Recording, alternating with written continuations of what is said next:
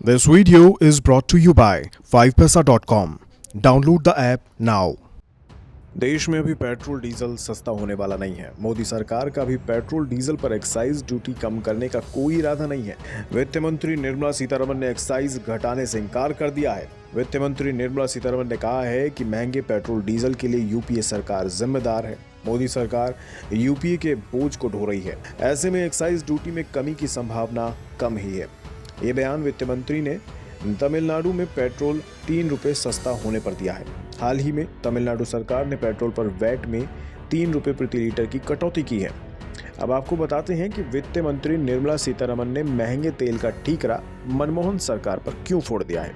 महंगे तेल से जनता को निजात दिलाने के लिए 2005 से 2009 के बीच ऑयल कंपनियों को 4 लाख करोड़ के ऑयल बॉन्ड जारी किए गए थे। इस रकम पर ब्याज का भुगतान मोदी सरकार को करना पड़ रहा है। 31 मार्च 2021 तक ऑयल कंपनियों का सरकार पर 1,31,000 करोड़ की देनदारी थी।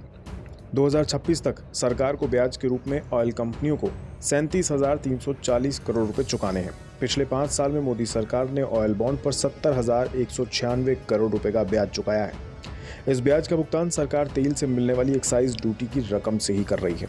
यूपीए सरकार ने ऑयल कंपनियों को तेल पर होने वाले नुकसान की भरपाई ऑयल बॉन्ड से की थी। इसलिए यूपीए के कार्यकाल में 2008 की आर्थिक मंदी के बावजूद तेल की कीमतों में इजाफा नहीं हुआ था। 2010 में ऑयल बॉन्ड के जरिए पेमेंट का सिस्टम यूपीए सरकार ने बंद कर दिया था।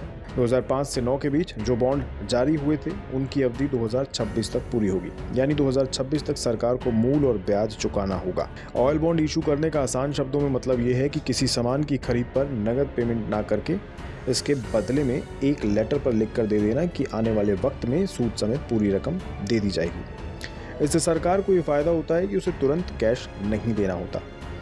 अभी महंगे पेट्रोल पर राहत की बात यह है कि पिछले 29 दिन से तेल की कीमत स्थिर है।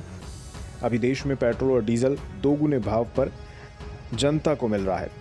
कैसे? चलिए इसे भी समझते हैं। अभी पेट्रोल का बेस प्राइस 41 रुपये 24 पैसे प्रति लीटर है, जबकि डीजल का बेस प्राइस 42 रुपये प्रति लीटर है। 36 पैसे प्रति लीटर पेट्रोल पर भाड़ा लगता है, जबकि डीजल पर 33 पैसे प्रति लीटर लगता है। इसके अलावा पेट्रोल पर 32 रुपये 90 पैसे एक्साइज ड्यूटी लगती है, वहीं डीजल पर 31 रुपये 80 पैसे एक्साइज ड्यूटी लगती है। कमीशन के तौर पर पेट्रोल पर 3 रुपये 84 पैसे और डीजल पर 2 रुपये 60 पैसे होते हैं। वैट की बात करें तो पेट्रोल पर 23 रुपये 50 पैसे और डीजल पर 13 रुपये 14 पैसे लगते हैं। इस तरह से पेट्रोल 101 रुपये 84 पैसे बिक रहा है और डीजल 89 रुपये 87 पैसे बिक रहा है। पेट्रोल डीजल की ये कीमतें हमने आपको दिल्ली की बताई हैं। वैट की वजह से अलग अलग राज्यों में कीमत भी अलग अलग होती है। कुल मिलाकर ये है कि देश की जनता पेट्रोल और डीजल सस्ता होने के जो सपने देख रही है वो अब टूटते दिखाई दे रहे हैं।